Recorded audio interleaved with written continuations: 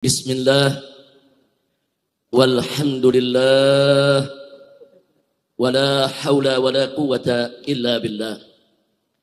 Ashhadu an la ilaha illallah wahdahu la syarika lah. Wa ashhadu anna sayyidana Muhammadan abduhu wa rasuluh la nabiyya ba'dah. Allahumma salli wa sallim wa barik ala sayyidina wa habibina wa syafi'ina wa maulana nabiyyina Muhammadin wa ala alihi at-tahirin at-tayyibin wa ashabihi al-ghurril mayamin wa man tabi'ahum bi ihsanin ila yaumiddin. Amma ba'd. Siyadatul habaib asy-syurafa wa sa'adatul ulama'il fudala wa jami'il hadirin wal hadirat al-ahibba'il a'izza rahimakumullah. في هذه المناسبة السعيدة بمناسبة احتفال بذكرى مولد النبي سيدنا محمد صلى الله عليه وسلم فأوصيكم جميعا ونفسي بتقوى الله وبطاعة رسول الله صلى الله عليه وسلم فنسأل الله سبحانه وتعالى أن يجعلنا جميعا من المتقين آمين يا رب العالمين.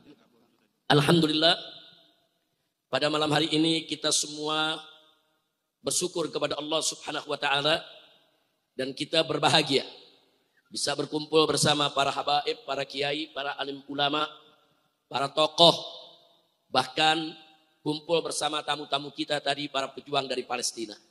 Mudah-mudahan kumpulnya kita pada malam hari ini di tempat ini menjadi penyebab turunnya rahmat dan barakah. Amin ya rabbal alamin.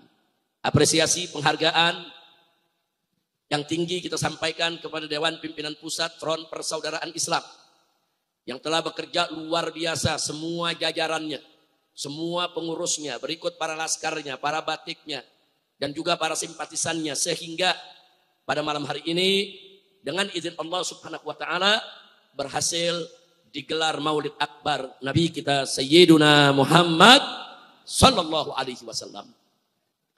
Saudara, pada kesempatan malam hari ini tadi sudah kita dengarkan mauidhah demi mauidhah, nasihat demi nasihat, sambutan demi sambutan dari guru-guru kita yang sangat luar biasa.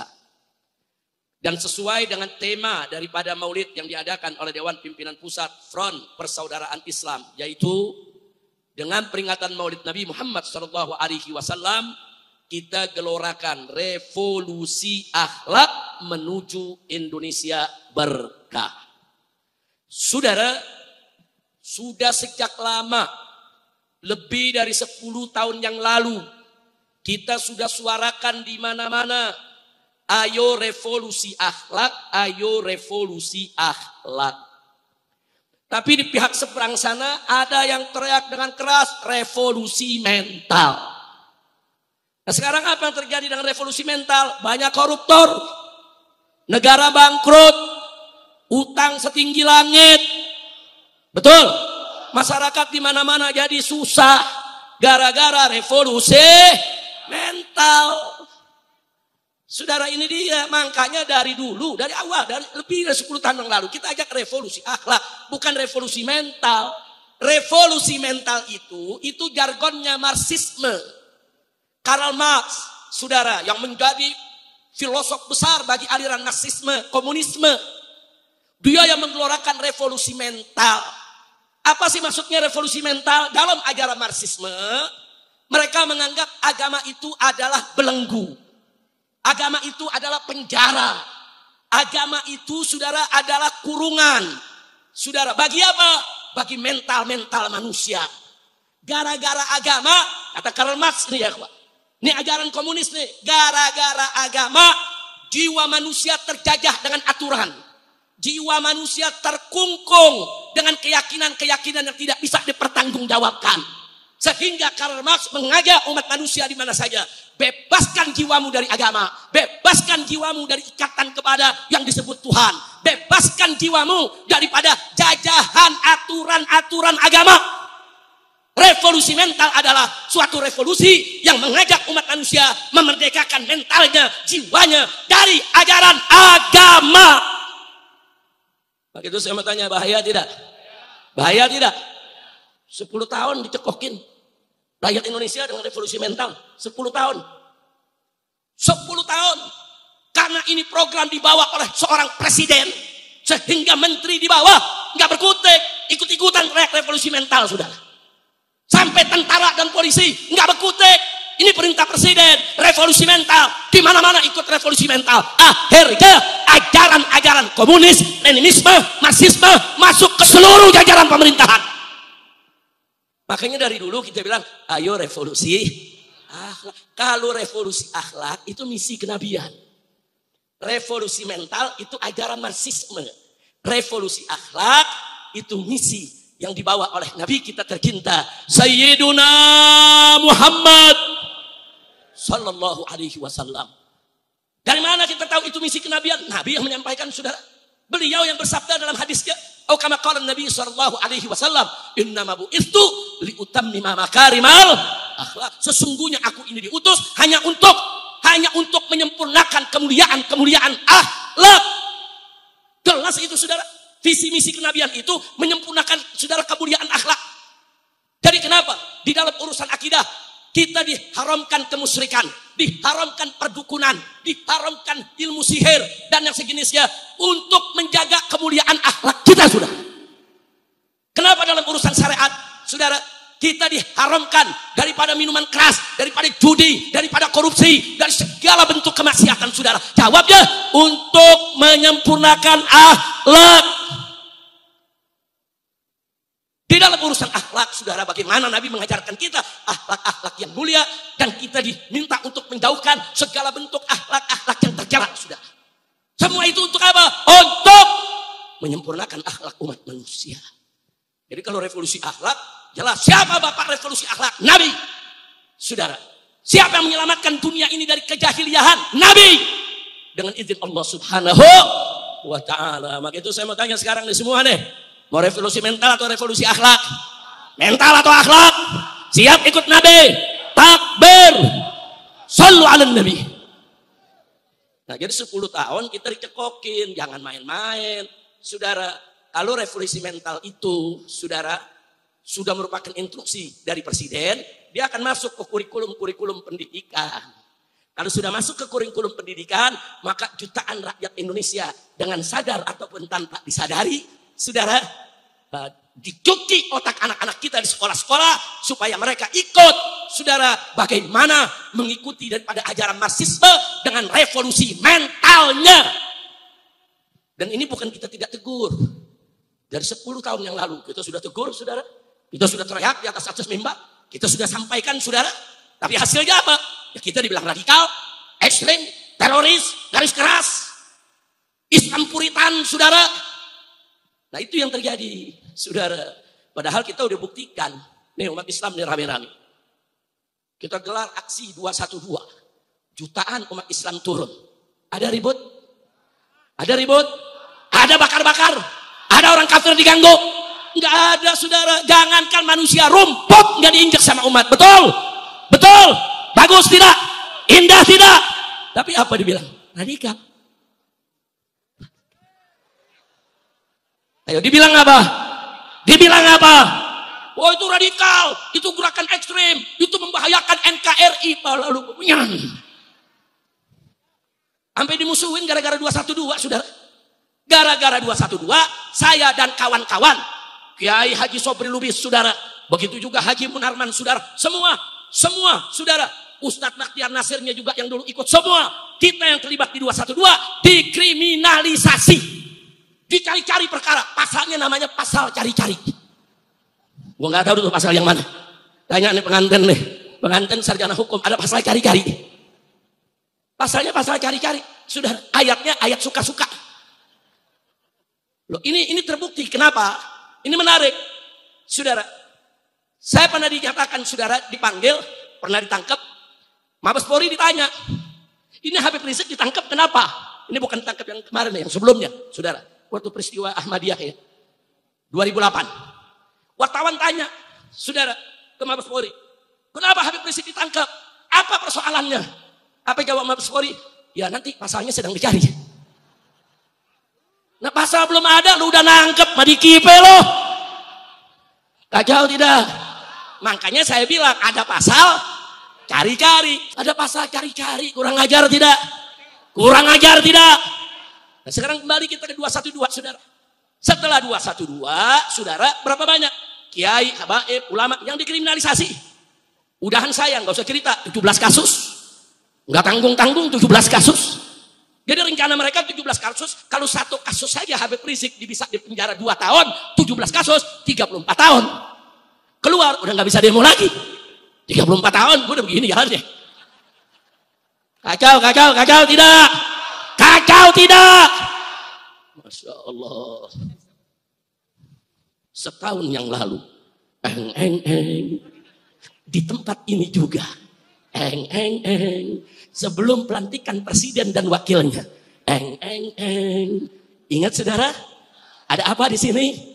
Ayo ganyang fufu fafa, sekarang juga. Ingat, kapan? Setahun yang lalu, lu udah ingetin ganyang. Apa kata mereka saudara? Habib Rizik cuma bercanda aja tuh. Pala lu pemenyan, gue bercanda. Kita bukan lagi bercanda, saudara. Saat itu memang pelantikan. Kita minta orang ini jangan sampai lolos untuk antek. Lantik, lu ngerti gak? Lu ngapainnya cuma ayo banyak fufu fafa. Cuma ngapainnya doang, gerak enggak? Wah, gue gerak-gerakan dah. Udah ingat tahun lalu, ayo Ustaz Awid. Apa lagunya? Coba deh. Ingat gak? Ayo coba ulangin, saya mau tanya kalau benar-benar ingat. Ayo ganyang fufu fafa. Juga ayo ganyang fufu fafa. Nah, itu tahun lalu. Sekarang kita tukar. Udah nggak laku, orang udah dilantik, belum mau ganyang. Bagaimana saudara? Sama gitu sekarang kita punya, ayo kita revolusi akhlak. Setuju? Ayo revolusi akhlak. Revolusi akhlak sekarang juga sama. Ayo revolusi akhlak. Revolusi akhlak sekarang juga. Ayo revolusi akhlak. Revolusi akhlak sekarang juga. Bisa tidak? Jadi kalau nanti saya minta semua yang hadir, ya suarakan ayo revolusi akhlak. Setuju? Baik. Nanti kata-kata berikutnya saya yang tambahin. Setuju gak? Bukan fufu fafa lagi nih. Udah selesai. Setuju? Ayo semuanya. Ayo revolusi akhlak sekarang juga. Lagi. Ayo revolusi akhlak sekarang juga. Ayo revolusi akhlak. Indonesia menjadi berkah lagi. Ayo revolusi akhlak agar Indonesia menjadi berkah. Ayo revolusi akhlak, bersihkan negara dari maksiat. Ayo revolusi akhlak, bersihkan negara dari maksiat. Ayo revolusi akhlak, bersihkan negara dari penjahat. Ayo revolusi akhlak, bersihkan negara dari penjahat. Ayo revolusi akhlak. Ayo kita sikat pejabat bejat. Ayo revolusi akhlak, ayo kita sikat pejabat bejat. Ayo revolusi akhlak. Ayo kita ganyang oligarki jahat. Ayo revolusi akhlak, ayo kita ganyang oligarki jahat. Ayo revolusi akhlak, revolusi akhlak sekarang juga.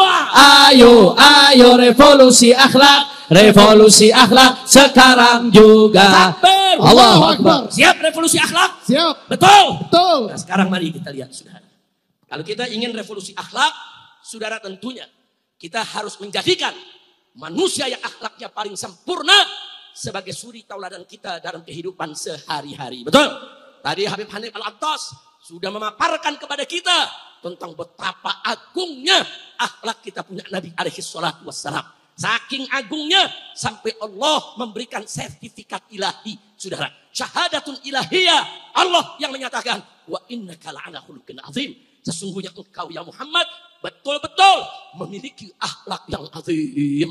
Itu kata azim, saudara, sudah cukup bagi kita sebagai dalil betapa sempurnanya kita punya nabi, manusia yang sempurna, al-insanul kamil, saudara. Dan tadi Habib Hanif juga udah sampaikan kepada kita, bagaimana sih akhlak nabi bisa begitu agung sampai betul-betul sempurna? Karena dididik langsung oleh yang maha sempurna. Siapa yang maha sempurna? Siapa yang maha sempurna? Siapa yang maha agung? Siapa yang maha suci? Siapa yang maha besar? Takbir. Shallu ala nabi. Nah, jadi seruan ini, saudara, apa yang disampaikan oleh Habib Hanif tadi, saudara, begitu juga apa yang disampaikan oleh Habib Muhammad bin Hadi Al-Habsyi, saudara, maka kita harus segera melakukan revolusi akhlak ini mulai dari diri kita, keluarga kita, tetangga kita, termasuk para pejabatnya. Dan tadi kita sudah dengarkan bagaimana DPP FPI, pernyataan DPP FPI, pernyataannya dibacakan oleh Habib Muhammad bin Husain Attas, saudara. Pernyataan yang tegas, lugas, jelas, saudara. Sikap kita dari mana, saudara? Ya, keributan yang terjadi belakangan ini, saudara, kita harus menyikapinya dengan hati-hati. Termasuk pemerintah, hati-hati. Jangan sedikit-sedikit rakyat bergerak, wah ini ditunggangin asing. Jangan sedikit-sedikit rakyat bergerak, oh ini dibayar sama mafia. Tunggu dulu. Jangan buru-buru menilai. Rakyat yang turun, tukang ojol yang turun, mahasiswa yang turun, emak-emak yang turun, saudara, itu murni memang mereka mau protes. Saudara, betul? Mereka nggak tahu asing, mereka nggak dibayar sama mafia, tidak. Memang mereka punya tuntutan, mereka punya kesulitan hidup yang mau disampaikan ke DPR. Mestinya, saudara, DPR nampung, sambut mereka, ajak masuk, ajak diskusi, bukan disemprot sama gas air mata. Betul? Takbir. Tapi memang kalau umat sudah turun, ada orang-orang jahat punya kepentingan. Nah mereka cari mana yang bisa dimanfaatkan, mana yang bisa ditunggangi. Itu selalu, saudara. Makanya dulu FPI laskarnya kalau turun, saudara, itu ada intel FPI yang menjaga. Nah kalau mulai masuk penyusup, saudara, FPI tidak lempar batu, dia lempar batu, kita tangkap, saudara. Ada yang mulai lempar, saudara, molotov, bukan dari anak-anak kita, ditangkap, saudara. Jadi memang selalu ada, kalau turun rame, selalu ada provokator. Karena banyak yang punya kepentingan, saudara. Banyak, saudara. Makanya jangan kaget, saudara. Kalau umat sudah turun begitu, orang yang punya kepentingan tidak akan menyia-nyiakan untuk menunggangi. Apalagi yang tadi disampaikan oleh Pak Din. Pak Din menyampaikan tadi, ada orang yang kebelat mau jadi presiden. Ada orang yang kebelat mau duduk di atas, betul? Betul. Nah yang kebelat mau jadi presiden bisa menunggangi, betul? Betul. Nah, sekarang saya mau tanya umat Islam, mau ditunggangi tidak? Mau ditunggangi tidak? Kita yang ditunggangi, dia yang jadi. Yeay. Lu yang cakep dong. Kita ditunggangi, yang capek dia yang jadi. Yang dalam. Takbir. Shallu ala nabi.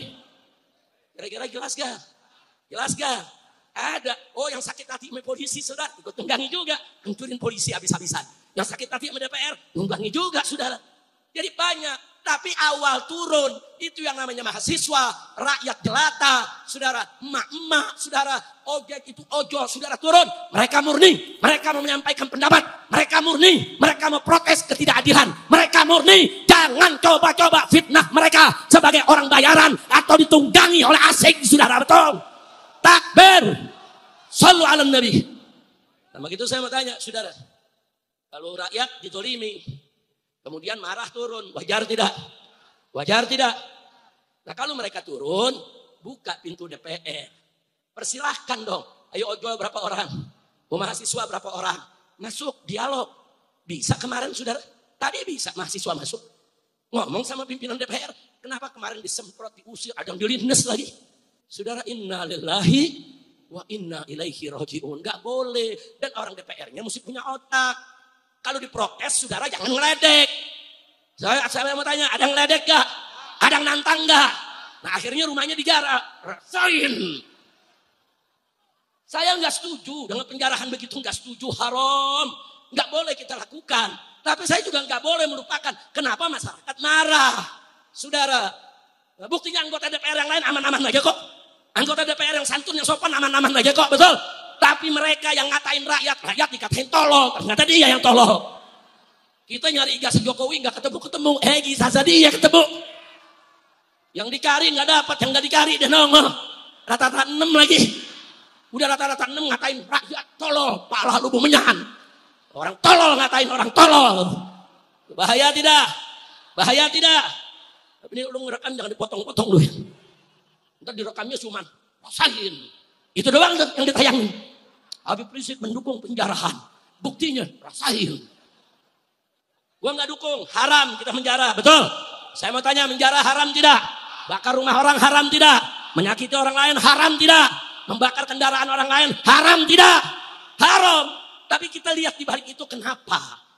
Kok umat Islam yang mayoritas di negeri kita ini, kok ada kelompok umat yang bisa melakukan, kenapa? Oh, ternyata yang digarah, yang ngeledek, yang ngatain. Udah gitu pakai joget-joget lagi ngatainnya. Udah jogetin di situ. Insya Allah. Nah kalau rumahnya udah digarah nggak berani joget lagi dia. Nangis-nangis minta maaf. Minta maaf. Kenapa nggak dari kemarin? Betul? Nah, jadi ingat lo kalau ngerekam lo sebarin juga tuh yang gue bilang haram lo sebarin ya. Awas lo yang gue bilang haram gak disebarin. Masya Allah. Kira-kira saya sampaikan jelas tidak? Jelas tidak? Nah, saudara. Saya mau sampaikan di sini kepada umat tadi pernyataan DPP FPI luar biasa. Kita siap bantu pemerintah. Kita siap kok bela Prabowo. Kita siap jaga Prabowo untuk tidak digulingkan atau dikudeta oleh siapapun. Tapi Prabowo-nya juga mesti tahu diri. Minta nasihat ulama, minta nasihat habaib, minta masukan ormas-ormas Islam, lakukan perubahan. Betul, betul. Dari setahun yang lalu saya udah kasih saran buat Bapak Prabowo setelah dilantik nanti sebelum jadi presiden. Tolong ya, itu Jokowi dan kroni-kroninya jangan dipakai lagi. Jangan ditaruh lagi di pemerintahan. Jangan. Sebab kalau mereka diletakkan di sana akan jadi masalah. Nanti akan jadi masalah dan kau sendiri yang akan kesulitan. Saya berbukti sekarang saudara. Sekarang terbukti. Nah sekarang mau minta nasihat lagi. Nasihat saya sama. Yang sudah telanjur diangkat. Saudara, nggak kurang dari 17 menteri atau wakil menteri yang dipakai di kabinet saat ini. Bahkan yang diangkat menjadi komisaris-komisaris, dirut-dirut daripada BUMN. Saudara, itu semuanya ternak Jokowi. Jangan terjok. Takut-takut amat lu ngomong Jokowi aja takut. Mulyono. Ya Habib pertama kali dengar Mulyono, siapa Mulyono? Siapa? Apa lakinya Mulyani? Emang netizen suka dirobah-robah nama orang? Betul, betul. Kita udah sampaikan dari setahun yang lalu. Nah sekarang kita ulangi. Tolong Pak, kami siap dukung Bapak Presiden. Kami bela. Kami akan ada di barisan terdepan untuk membela Anda. Kalau ada kelompok-kelompok yang ingin kudeta, yang ingin menjatuhkan Anda, kami berada di barisan depan untuk bela Presiden. Betul? Takbir. Siap bela negara. Siap pertahankan Presiden. Takbir. Tapi Sarah. Jokowi dan kroni-kroninya tangkap dan adili. Takbir. Takbir. Setuju tidak? Setuju tidak? Dan Fufu Fafa makzulkan. Setuju gak? Setuju gak? Ayo ganyang Fufu Fafa. Ganyang Fufu Fafa sekarang juga. Ayo ganyang Fufu Fafa. Ganyang Fufu Fafa sekarang juga. Setuju? Lu tinggal tunggu komando aja. Jangan sembarangan, jangan. Saudara, hati-hati saudara. Tapi kalau sudah waktunya kita nggak peduli. Saudara, mau kita tumpahkan darah untuk bumi pertiwi ini saudara. Mau kita mati di jalan membela negara demi mencari ridho Allah Subhanahu wa taala, kita akan turun bersama menumpahkan darah saudara. Takbir. Takbir. Nah, kemarin saudara, saya sudah sampaikan ke pemerintah, tidak lewat ceramah saudara, tapi lewat jalur-jalur khusus. Saya bersama para habaib dan ulama menolak keras adanya wacana saudara darurat militer. Nggak boleh ada. Maka itu kita kirim pesan kepada Bapak Presiden, jangan sekali-kali berlakukan darurat militer di negeri ini. Ini kerusuhan belum seberapa kok. Saudara, belum. Kalau polisi sudah tidak sanggup, saudara, masih ada tentara yang bisa turun. Amankan itu demo yang ada. Dengan santun, ramah, tanpa ribut-ribut. Betul? Buktinya kemarin di Kuitang, depan markas Brimob, saudara. Hampir 2 hari 2 malam rakyat tempur. Saudara dengan markas Brimob. Tapi begitu tentara turun, selesai. Bahkan disambut oleh umat. Betul? Betul? Kenapa harus darurat militer? Itu yang ngasih saran darurat militer kurang ajar. Dia punya rencana jahat, saudara. Makanya sudah saya sampaikan, saudara, kepada Bapak Presiden, hati-hati Pak. Ada orang bisiknya kelihatannya baik, tapi dia ingin menjerumuskan Bapak. Hati-hati. Karena kalau terjadi darurat militer, saudara, kita rakyat akan melakukan perlawanan, saudara. Hati-hati, kita dengan TNI bersaudara. Betul? Kita nggak mau TNI dijadikan alat darurat militer hanya untuk membungkam rakyat, saudara. Darurat militer itu, saudara, kalau berlaku, hukum nggak ada lagi. Tentara boleh bebas tangkap siapa saja. Dia nggak suka ditangkap. Dan itu secara hukum darurat militer, itu dianggap sah, saudara. Bahaya, mereka bisa bunuh siapa aja. Mereka bisa culik siapa aja. Mereka bisa tangkap siapa aja. Tanpa peradilan, tanpa sidang, saudara. Tanpa pemeriksaan, bahaya tidak? Bahaya tidak? Kenapa tadi saya katakan ini berbahaya? Ini berarti mau adu domba tentara sama rakyat, saudara. Nggak boleh mau diadu domba tentara sama rakyat. Mau tidak? Mau tidak? Dan dari sekarang saya ingatkan, mereka-mereka yang mengusulkan darurat militer, jaga mulutmu. Jaga sikapmu, hati-hati. Saya tahu siapa yang mengusulkan itu, saudara. Hati-hati. Kalau sampai darurat militer kau bikin susah rakyat, banyak ulama yang tangkap, kau yang kami tandai. Kami seret bersama rakyat. Jangan coba-coba ngadu domba tentara dengan rakyat Indonesia. Betul? Tentara adalah dari rakyat, oleh rakyat, untuk takbir. Angkat tangan semua takbir. Takbir. Siap jaga agama. Siap bela ulama. Siap bela negara. Takbir. Shallu ala Nabi. Jadi kita ingatkan dari atas mimbar ini. Semoga saya yakin orang-orang ini akan mendengarkan rekaman daripada ceramah ini, saudara. Saya peringatkan mereka, jangan sekali-kali mengusulkan kepada Bapak Presiden darurat militer. Ini dari reformasi sampai saat ini, perjuangan para ulama, para tokoh, para cendekiawan sejak 98, termasuk tokoh kita, yaitu Pak Din Samsudin. Ini ikut jatuh bangun, saudara. Untuk apa? Untuk bagaimana menaikkan citra sipil, saudara. Jadi di sini, saudara, nggak boleh, saudara, sipil ini diganggu-ganggu dengan urusan kemiliteran. Jangan. Biarkan sipil itu bersaing, berkompetisi dalam politik. Biarkan supremasi sipil itu tetap ada di atas, saudara. Betul? Betul? Biarkan supremasi sipil itu ada di atas. Jangan diobok-obok oleh tentara.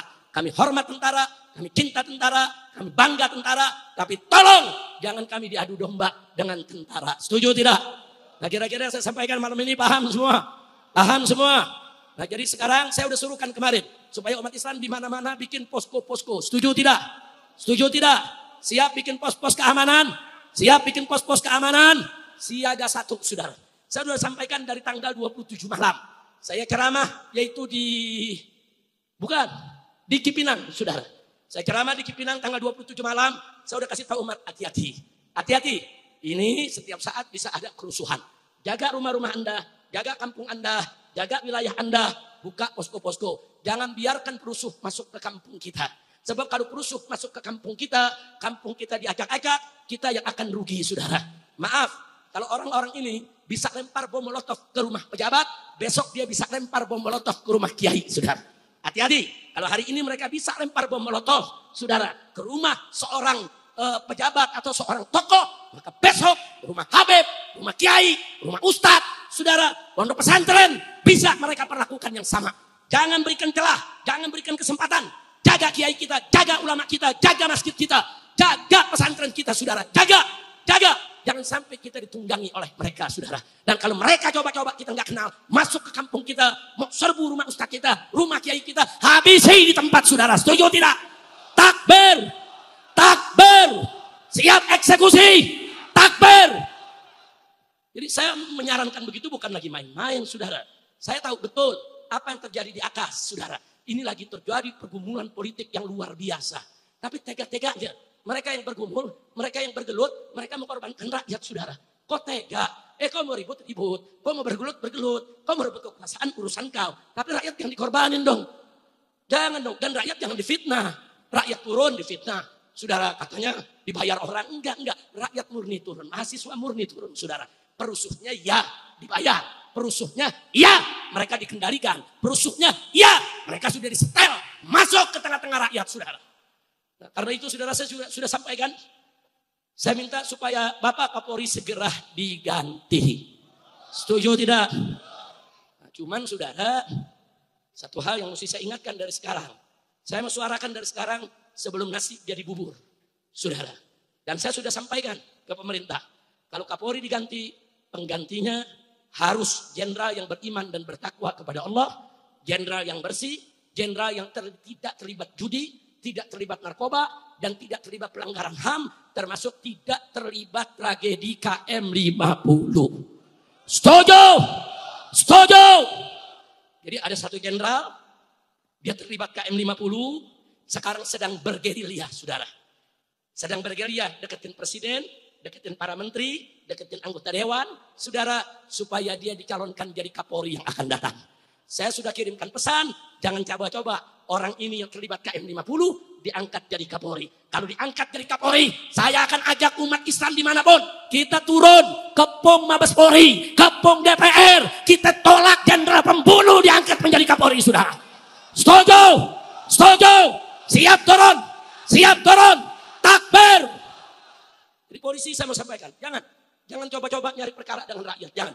Ini pelajaran apa yang baru terjadi kemarin, saudara, kita prihatin, kita sedih, kita sebetulnya pengen punya polisi itu dihargai, punya polisi itu bermartabat, punya polisi itu punya marwah. Seneng kalau polisinya rapi, bersih, saudara. Mau kita begitu, kita sedih kalau polisi diolok-olok, dicaci maki, saudara. Sedih, tapi mau bilang apa? Polisinya memang yang brengsek.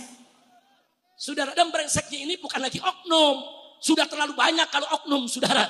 Sudah berkali-kali kita minta kepada Kapolri, bersih-bersih, rapikan. Atur itu kau punya anak buah. Supaya polisi menjadi idaman rakyat. Polisi menjadi pelindung masyarakat. Polisi menjadi pengayom. Betul?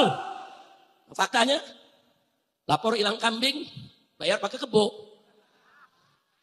Kacau tidak? Ada perempuan muda diancam orang, lapor kantor polisi sampai 3 kali. Pak, saya diancam, Pak, mau dibunuh. Enggak diladeni. Tahu-tahu enggak sampai sebulan dibunuh, saudara. Begitu dibunuh baru repot, cari pembunuhnya. Udah beres baru datang. Polisi mana tuh? Polisi mana? Indonesia. Malu-malu amat dong ngomong. Kacau tidak? Ya enggak boleh begitu dong. Kalau ada laporan, anggap serius. Itu kan laporan ancaman pembunuhan. Kita jangan berspekulasi. Enggak boleh berspekulasi. Kalau ada laporan dari masyarakat, yuk kerjain. Nah, insya Allah mudah-mudahan dengan peristiwa yang terjadi sekarang ke depan, Polri melakukan reformasi. Amin. Setuju tidak? Reformasi Polri setuju tidak? Dukung tidak? Kalau Polrinya sudah baik, bermartabat, saudara, dukung tidak? Takbir! Mudah-mudahan polisi berubah diri. Amin. Amin. Ya Rabbal Alamin. Insya Allah. Ya seperti kejadian di Pemalang lah. Saya kasih contoh, saudara. Polisi udah tahu kok. Dari seminggu sebelumnya mereka udah ngancam-ngancam.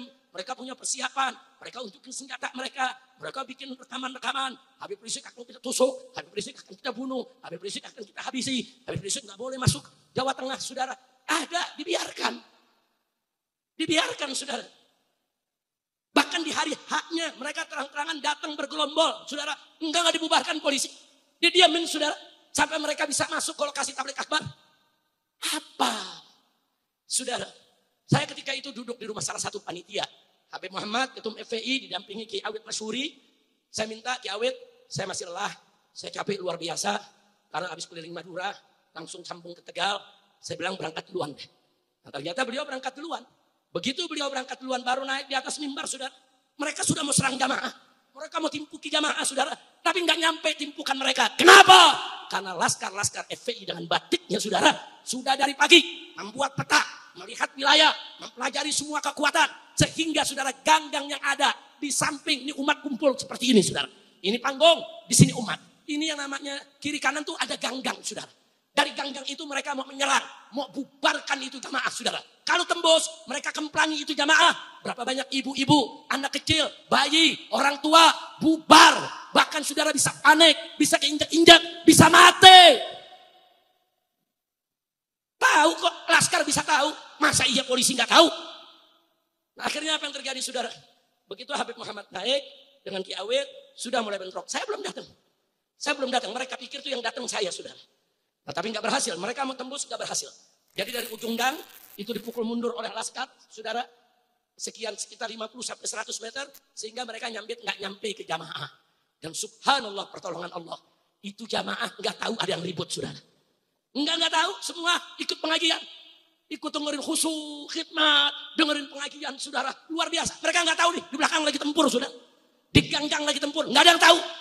Sampai bubar, saudara, baru mereka tahu. Nah, saudara, ini artinya apa? Pertama, saya ingin memberikan apresiasi kepada para laskar. Tapi di saat yang sama, saya mau kritik kepolisian. Kenapa mereka nggak bisa mencegah itu? Bahkan datang ke tempat panitia. Saya ditemui, saudara. Ada Dandim, ada Kapolres. Habib, ini sudah terjadi kerusuhan.